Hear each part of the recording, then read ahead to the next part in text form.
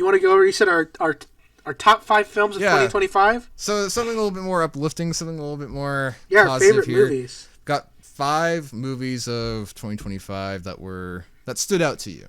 What's I'll do my 5th, and then you'll do your 5th. My number 5 is Sinners. Sinners? Oh, okay. I love Sinners. I saw it a couple weeks after it came out, and usually when you see a movie hyped up that much, it doesn't live up to the hype. That one definitely did. I was fucking blown away. I was like, Ryan Coogler directed the shit out of this movie. Did you watch Sinners? Were you able to see it? I did watch Sinners. Okay. I saw it and I was like, he directed the shit out of this movie. You can tell, like, sometimes when you can tell when the director's on set, they're like, I need to, like, I care. I'm about to fucking cook like crazy. Every fucking frame, every shot, he was going crazy. I loved it. The performances were amazing. It was cool. It was my time. It was like weird vampire, fucking violent, gory, nasty shit. I was just super happy with it. Great after credit scene. Love the costume design. Love the music. Love the cast. I fucking loved it. I was blown away. I had a great time. That's a very good number 5 pick. It's yours. I chose a little movie called Weapons for my number 5 pick. Do you see Weapons? I did. That's actually my number 4. Okay, yeah. I love Weapons. Yeah, this year was actually, you'll see with my list as we talk about things more, but this is actually like a very great year for horror, and I do want to disclose now. I realize that there's a lot of 2025 movies that I actually haven't seen, but these include the ones that I have seen. Yeah. I will. Yes, I'm going to say, like, I have a habit of watching the Prestige award-winning movies kind of later. I kind of miss them when they're in theaters. Something I've noticed is when you're in a relationship, you have to watch a movie they might like, and if the person you're in a relationship with doesn't want to watch like a drama, you're probably not going to catch it in theaters. I missed Iron Claw in theaters. I wanted to watch it. She was like, can we watch Migration? So I saw Migration with the ducks. Okay, yeah. Point is, whatever Prestige cinemas out there, I haven't gotten around to it yet, but I will. I'm gonna get to it. Yeah, no, definitely. I'll let you continue on your. Yeah, Weapons is.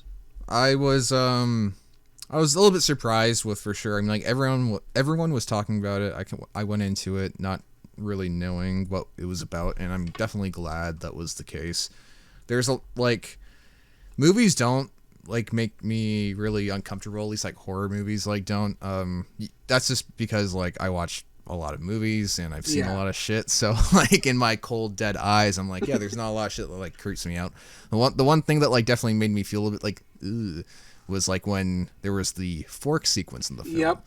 And I won't go into deep spoilers, but you can probably catch my drift when I say that fork sequence in a horror movie. You're just like, ugh. Like, you should watch. I was just like, yeah.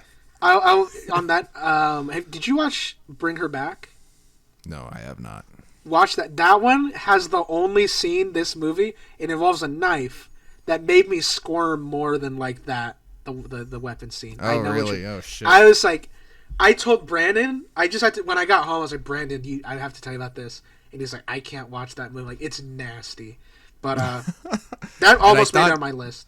I thought the music was also really good for that part too. Again, won't say what happens with the forks or anything, but just like really good music, really great makeup on that part.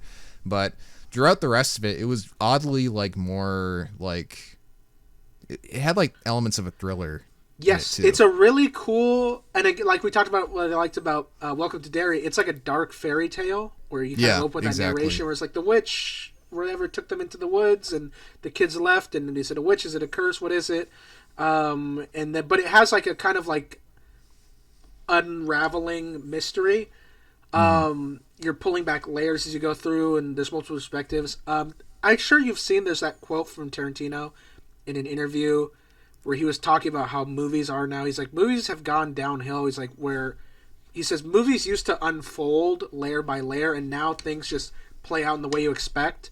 And Weapons, I think, is a great movie where it's like you don't really know where it's going, but you feel like it's just like slowly unraveling, like an interesting narrative in front of you. Incredible cast too. Awesome movie. Sure. Yeah, that's it. It's my number 4. Love that movie. Definitely also my vibe, like a weird horror movie. I enjoyed. But yeah, I'll let you say your number 4 since that's mine. My number 4 is Frankenstein by I didn't watch Guillermo it, del bro. Toro. I Yeah. want to watch that one. I haven't had the time. I want to watch it so bad. It is a little bit long, but like I like long movies, so if you don't, then you probably won't like this movie. But yeah, like I mean, it's Guillermo del Toro. I mean, like I don't know what else there is to say. Like if you've seen any one of his movies, you will definitely know what to expect. It's to compare it to some other horror novel adaptations, like I would call this almost like I don't I own the Frankenstein novel. I have not read it because I put it away in storage, unfortunately. I do want to read it more so after watching this movie, because this movie kind of gives me the vibe that Bram Stoker's Dracula gave me with like that version of that story. Yeah. So, and it kind of feels like that, but for this movie, if that makes sense. Like it feels like that version of that film for that story. Yeah. Which I might have made that sound a little bit confusing. But yeah, the performances all around were, again, like fantastic, amazing set design.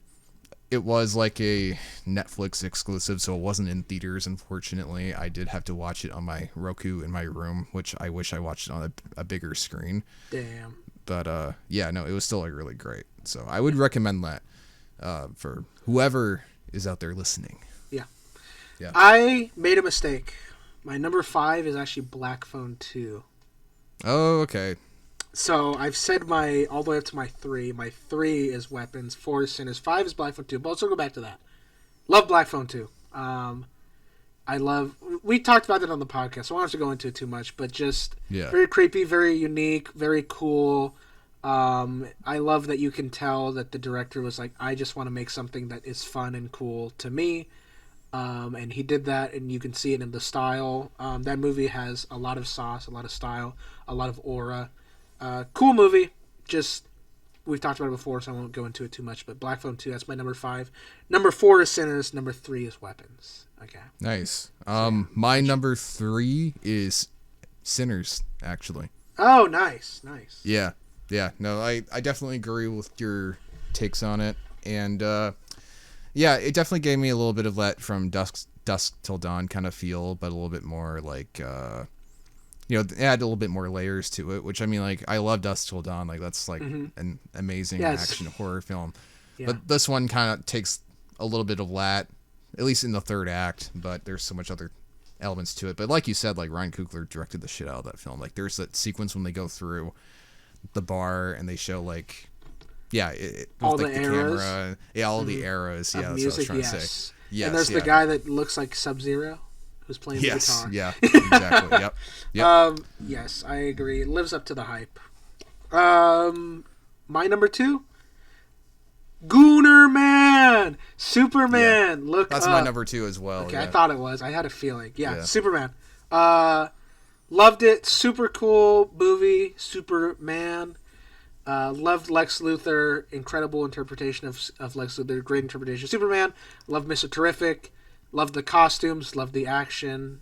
Maybe makes you feel good. Superman does a lot of Superman shit. He fights monsters. He saves people. And I'm the number 1 James Gunn fan. And he really delivered. I was happy. Couldn't have been happier. And again, we've also talked about this extensively on the podcast. We haven't. That was on the mid-credit show. That was on the mid-credit show. But yeah, I'll let you say whatever you got to say. Yeah, no, I mean, like, again, like, I agree all around, and I did like a semi-rewatch yesterday. I didn't mean to rewatch it, but like, here in Canada, there's Canadian HBO, which is called Crave, and on Host cable there's an actual. Yes, yeah. But anyway, so Crave has like a cable like network thing. There's no commercials or anything like that. So it just came on after the previous thing that we were watching, and I was like on my laptop doing some work, but it was just on in the background. And then I just found myself watching it again because I like there's some things about that movie where I go back and forth on in terms of like visual like execution, which like I mean every movie kind of has that, but I think with Superman, because sometimes like there's so much spectacle, some things are prioritized more than others. But I mean like the cast definitely really delivers in that movie. Everyone was extremely well casted all around. Yeah. And yeah, like you said, like it makes you feel good. It captures the spirit, which was the most important thing that this movie had to do to prove itself. And yeah, I really, really look forward to Man of Tomorrow, which is not in 2026, unfortunately, but next year. Your pals convince you it's perfect now, huh? Yeah. Yeah, no. Time for the number one picks. Number one pick. Jurassic World. Just kidding. My number one pick. No, my favorite movie of the year is Warfare. Oh yeah, I haven't seen that. I saw that in theaters. What a fucking awesome experience seeing that shit. Like you can't get that at home. I have a pretty cool sound system. It's a good one. I've put it on to test it out a couple times. The sound design is just fucking amazing in that movie. Very few movies just put you in the moment of like what you're watching, and that movie will have you on the fucking you will be. I was stressing out in the theater. Me and Brandon saw it, and we the whole time we're like, what the fuck, this movie is crazy. I was on the edge of my seat. It was just super intense. I super well made, very well written. Loved the cast, just all around loved it. Great movie, number one pick. I think if this does not get the sound design award at the Oscars, then this is the most guaranteed shoo-in for an Oscar I've ever seen in my whole life. I've never seen like a more guaranteed like this needs to win this. Highly recommend. Just very stressful, intense film. But yeah, that's gonna wrap up. That's my number one pick of the year. Yeah. My number one pick. It was a film that was previously already mentioned. I actually think Black Phone 2 might be my favorite film of the year. Yeah. From what I've seen. Yeah. I don't know why, but like it's just a really feel good movie for me. Yeah, like where when I watched people get murdered it and ripped apart and shit. Makes you feel good. Well, at least like with the way that everything like wraps up, like because I walked into that movie because we talked about it on the podcast. Like I won't go like too deep into it. Like you walk into that movie being like, okay, this movie did not need a sequel. What are they gonna do? Like this is like the most not needing a sequel movie of all time. Like, but then you walk in and they make it really work, and I think everything worked for me. I wouldn't give it like a 10 out of 10, but like it's a phenomenal film. And if you like horror, if you like action, there's a little bit of action in there. I like those two. Those are some of my favorite combos in movies. And then like again, like the characters that were laid out in the first film, like they don't recap like too much stuff. It's just more so like focusing on the aftermath part, which is really important. But I think Black Phone 2 is like, as an execution, like the best case scenario for making a sequel to that original movie. I agree. Yeah. Yep. All right. Those are the top 5. Awesome. Are we doing our